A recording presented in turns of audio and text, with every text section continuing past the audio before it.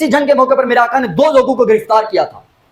एक वो शख्स था जिसे मेरे आका ने बदर के मौके पर छोड़ दिया था इस वादे पर कि तू दोबारा दुश्मन के साथ मिलकर हमारे साथ जंग नहीं करना। उसने वादा किया, मेरे आका ने छोड़ दिया, इस मौके पर गिरफ्तार हो गया था। मेरे कमली वाले आका से इस बार भी वो मिन्नत दर्ज करने लगा, या रसूलल्लाह मुझे छोड़ दें। मेरे आका ने फरमाया, ला वल्लाही ला तमसहु आरिदीका बिमक्का बादहा व खदातु मुहम्मदन मर्रतैन। मेरे कमली वाले आका ने फरमाया, अल्लाह की इज्जत की कसम, इस दफा मैं तुझे नहीं छोड़ूंगा कि तू मक्का में जाकर मुंह पर हाथ फेरते हुए क्या कहेगा कि मैं मोहम्मद को 2 बार धोखा देकर आया हूं। मेरे आका ने फरमाया कि इसका सर को कलम कर दिया जाए। हजरत अब्दुल्लाह बिन ज़ुबैर ने उसके सर को उड़ा दिया था। एक दूसरी स्कीम, मेरे आका जब गज़वा तबूक पर निकले थे, अब आप गज़वा तबूक की आजाद पढ़ें, वहां पर भी क्या सिचुएशन थी? यही सिचुएशन थी कि रूमियों ने एक लश्कर जमा किया और मुसलमानों पर हमला आवर होने के लिए तैयारी करने लगे थे। मेरे आका करीम अलैहिस्सलाम को जो खबर हुई थी तो उस वक्त बहुत हालात खराब थे मदीना के। एक, मदीना के अंदर फसलें तैयार थी, काटने का वक्त आ गया था। दूसरा, गर्मी इस कदर शदीद पड़ी थी, कहत का भी खतरा था। तीसरा, मुसलमानों के पास रूमियों के मुकाबले के लिए इतनी ताकत और कुव्वत नहीं थी। मेरे आका करीम अलैहिस्सलाम ने अपने सहाबा से चंदा जमा किया और इस जंग के लिए आका करीम तैयार हो गए।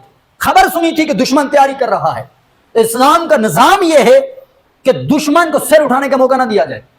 और इस गज़वा तबूक से जब मेरे आका चलने लगे, मेरे कमी वाले आका ने एक गद्दार का भी तला कमा किया था। तो कहते हैं ना कि दुश्मन को बाद में मारो, गद्दार को पहले मारो। एक यहूदी था मदीना में कि जिसके घर मुनाफिकीन जमा होते थे, वो जमा होकर मुसलमानों के खिलाफ साजिशें करते थे। जब मुसलमान जंग की तैयारी करने लगे थे तो वहां पर ये स्कीमें बनने लगी कि जब उधर जाएंगे हम मदीना में फित्नो फसाद फैलाएंगे। मेरे कमी वाले आका गज़वा तबूक वालों से बाद में निपटे। सबसे पहले फरमाया, इसके घर को आग लगा दो, इसके घर को मसमार कर दिया जाए।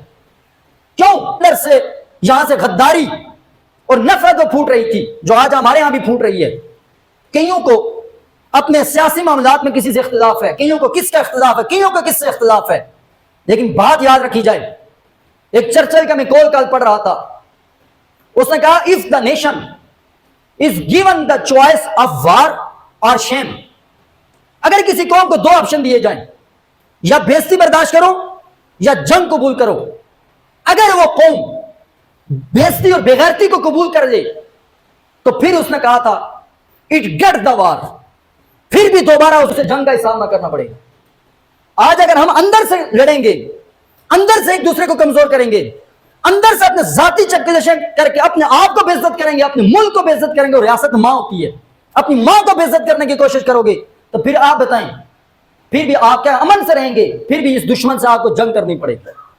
तो हजरात मोहतरम, हमारा इस्लाम का निजाम जंग के हवाले से, दिफा के हवाले से, हमारे दीन, हमारे कुरान, मेरे मुस्तफा करीम अलैहिस्सलाम गज़वा हुनैन पर निकले। आजकल ये भी बहुत बात चलती है, एक तरह से दुश्मन ये कहता है कि आपका नाम मिटा दिया जाए, एक तरफ दुश्मन ये कहता है मुसलमान का नाम है वो दुश्मन कि जब गजनवी के घोड़े हिंदुस्तान में, जब उनकी टापों की आवाज इन हिंदुओं की औरतें सुनती थी तो उनके हमल गिर जाया करते थे।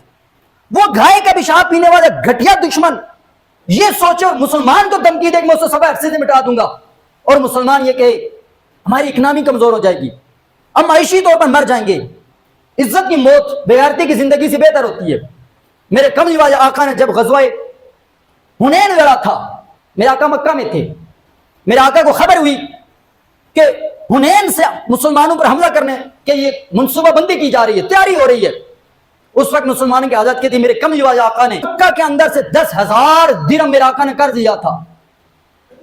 100 ज़िरा मेरे कमली वाले आका ने उधार ही थी। और उस वक्त मेरे आका ने यह उधर नहीं किया था कि हम जंग के लिए जाएंगे तो हमारे माशी आजाद किया, हमारे पास जंग के लिए लड़ने के लिए भी कुछ भी नहीं है।